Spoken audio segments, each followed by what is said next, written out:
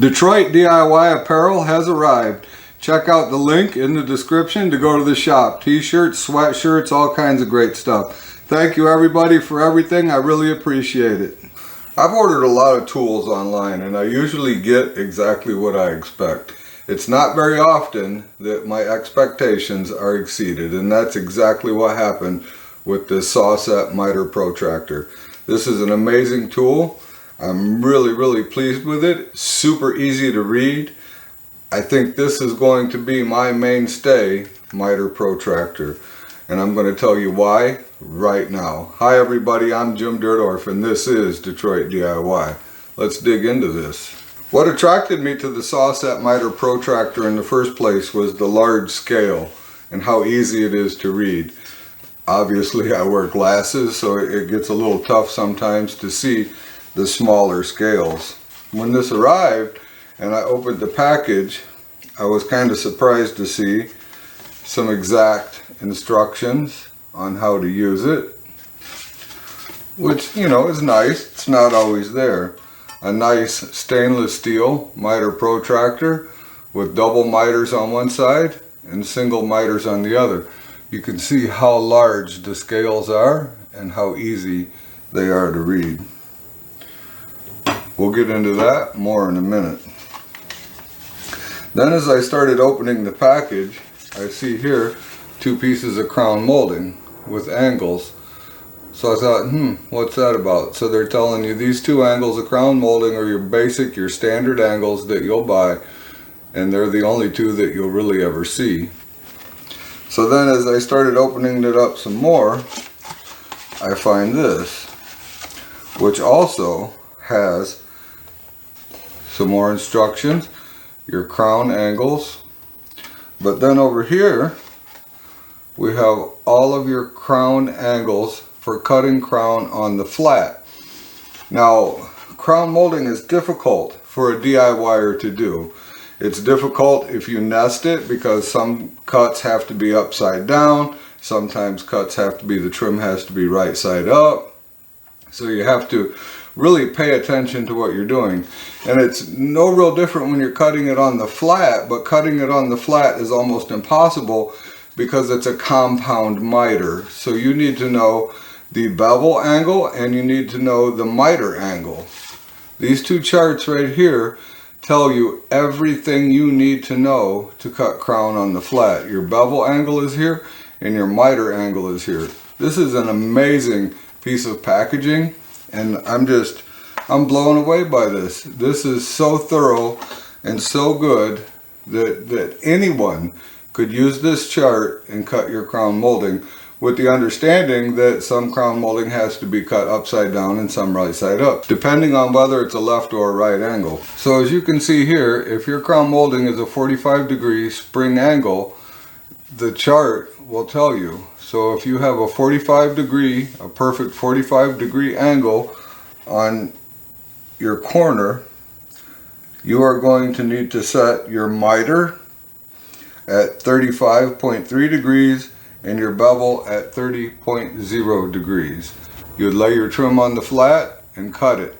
Now, like I say, you still need to orient the trim the correct way in the saw, but cutting crown molding on the flat is much easier for a DIYer than it would be to nest it or to get it to make sure that it's sitting exactly at that 45 or 38 degree angle in your saw with the nesting stops. This, guys, is an amazing piece of information all the way around. Let's dig into this protractor a little bit. This protractor requires the use of a T-bevel to get your readings. It's very easy to use. I kind of like this better than the others that I've used, and the reason is 90% of the time I work alone. I rarely ever, never write my angles on the wall of the home or my house or any house that I'm working on if I'm doing trim. I just don't do it. I write it on a piece of paper. So I'll draw the room on a piece of paper, I'll measure it, I'll write down my measurements, and then I'll go through and I get my angles and I work one side at a time. And that's kind of the nice thing about this, is I can just leave this lay. I can go up with my T-bevel. I can put it in the corner. I can get my reading, set it, tighten it up, climb down the ladder, walk over to this, set it on here. Let's get a little closer here. So as you can see, there's a line right there that needs to correspond with the edge of your T-bevel, and that will give you your reading. So as you can see, we're pretty close at 0. We're at like 1. Now that is for a single miter. So if this was a double miter, then we would come over to this side and we would do the exact same thing, and you would see that it would be 46 degrees. So it takes a little bit of time to get used to using this MITER protractor because of the alignment line right here that you have to use. It is extremely accurate. Once you get everything lined up, it is extremely accurate. It will lay perfectly along the corresponding line, no matter at what angle you have it. It will lay perfectly along that corresponding line, as you can see right there. Now what I also received was the brand new Sawset Pro. This is plastic. It's very durable, a little bit flexible. Here you have your single, and here you have your double. This one has a little stop for your T-bevel.